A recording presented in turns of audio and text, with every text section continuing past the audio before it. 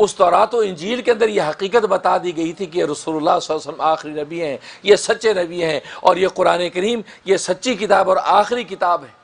جس کی بشارت خود تورات دے رہی ہے، جس کی بشارت خود انجیل دے رہی ہے۔ لیکن چونکہ ان علوم کو چھپاتے تھے، اسے اللہ تبارک و تعالی نے یہ وعید بیان کر دی کہ یہ کتمان حق، یہ حق کو چھپانے کا جو تمہارا یہ مرض جو فعل ہے، یہ فعل جو عذاب کی طرف تمہیں لے جانے والا ہے، یہ مغفرت کی طرف لے جانے والا نہیں۔ اس کے بعد فرمایا وَيَشْتَرُونَ بِهِ ثَمَنًا قَلِيلًا، اور فرمایا کہ یہ بیچتے ہیں، یہ بیچتے ہیں قرآن کی آیتوں کو، یعنی اپنی کتاب کی آیتوں کو معمولی قیمت کے بدلے میں، یعنی یہ دنیا کی قیمت وصول کر کے وہ تورات کی آیتوں کو بیچتے ہیں، یعنی دین فروشی کرتے ہیں، شریعت کے حکم کو بدل دیتے ہیں، مالداروں کے لیے الگ احکام اور مال لے کر ان کو معاف کر دیتے ہیں، اور غریب پر جو وہ تورات کے حکم کو جاری کرتے ہیں۔ تو اللہ تبارک و تعالی نے فرمایا کہ وَيَشْتَرُونَ بِهِ ثَمَنًا قَلِيلًا، کہ تم تھوڑی سی دنیا کی اس قیمت کی خاطر جو وہ قرآن کریم کی یعنی مطلب ہے اپنی کتاب کی آیتوں کو بیچتے ہو۔ فرمایا یہ تمہارا مرض ہے کہ تم دین فروشی کرتے ہو۔ اور یہاں پر ثمن قلیلہ فرمایا کہ تم جو ہے وہ تھوڑی سی قیمت کے بدلے میں خریدتے ہو، بیچتے ہو، تھوڑی سی قیمت۔ اور ثمن قلیلہ اس لیے فرمایا کہ آخرت کے مقابلے میں دنیا میں اگر تمہیں سونا بھر کے زمین بھی دے دی جائے، آخرت کے مقابلے میں یہ کم ہے،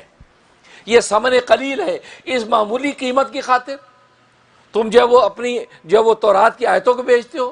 تم دین فروشی کرتے ہو۔ تو اللہ تبارک و تعالی نے اس کی تنبیہ کر دی۔ تو دو فعل ذکر کر دیے جو حرام، ایک تو فرمایا کتمان حق کہ حق کو چھپانا ہے، دوسرا دین فروشی کہ تم دین کو بیچتے ہو، اور دین بیچ کر جو تم نے قیمت حاصل کی ہے، جو پیسہ اور دولت حاصل کی ہے، اور جو تم کھاتے اور پیتے ہو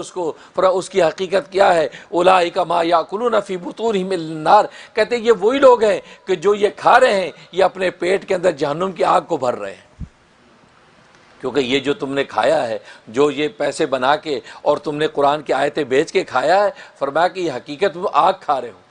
اس علماء فرماتے ہیں کہ مال حرام کی حقیقت جہنم کی آگ ہے، کہ دنیا کے اندر بھی انسان جب کھاتا ہے تو اصل میں اس کی صورت تو مال کی ہوتی ہے، صورت تو غذا کی ہوتی ہے، لیکن اس کی حقیقت آگ کی ہوتی ہے۔ انسان بظاہر تو کھانا کھا رہا ہے، لیکن وہ مال حرام سے بنا ہوا ہے تو حقیقت وہ جہنم کی آگ کھا رہا ہے۔ تو بعض مفسر فرماتے ہیں اس بات دنیا کے اندر ہی وہ جو کھایا ہوا کھانا وہ پیٹ کے اندر آگ بن جاتا ہے، وہ آگ بن جاتا ہے، اور آخرت کے اندر جہنم کی آگ کے اندر جو ہے داخل ہونے کا سبب بن جاتا ہے۔ اور دوسرے مفسر فرماتے ہیں اس کا مطلب ہے کہ دنیا میں تو بظاہر وہ غذا کھاتے ہیں، روٹی اور سالن کھاتے ہیں، قورمے بریانی کھاتے ہیں، کپڑا لتا پہنتے ہیں، لیکن حقیقت اس کی کیا ہے؟ آخرت کے اندر یہ کھانا پینا ان کو جہنم کی آگ کے اندر داخل کرے گا۔ اس لیے فرمایا اولئک ما یاکلون فی بطونہم الا النار، کہ فرمایا کہ یہ وہی لوگ ہیں کہ جو اپنے پیٹوں کے اندر جہنم کی آگ بھر رہے ہیں۔ ولا یکلمہم اللہ یوم القیامہ،